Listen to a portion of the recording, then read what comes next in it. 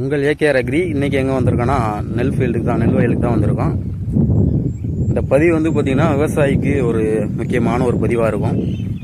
என்னென்னு வந்து பார்த்திங்கன்னா செங்கல்பட்டு, காஞ்சிபுரம், திருவள்ளூர் சில மாவட்டங்களிலும் பேனோட தொந்தரவு ரொம்பவே அதிகமாக இருக்குது. இந்த கால சூழ்நிலைக்கு என்னதான் மருந்து அடிக்கிறாங்க, திரும்பி வந்துடுது, அந்த மாதிரி தான் இருக்குது.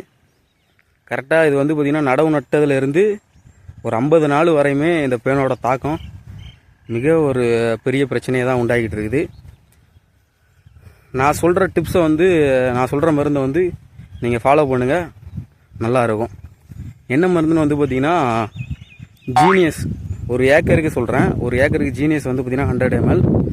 சல்ஃபர் பார்த்திங்கன்னா 400லேருந்து ஒரு 500 கிராம் ஒரு ஏக்கருக்கு. இது கூட பார்த்திங்கன்னா கார்பன் டை மேங்கோசப் ஒரு 200லேருந்து 250 கிராம்.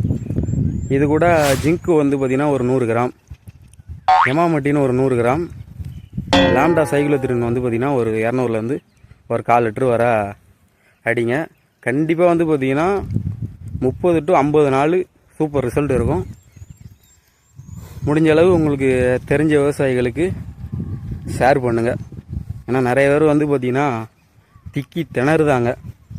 இந்த த்ரிப்ஸோட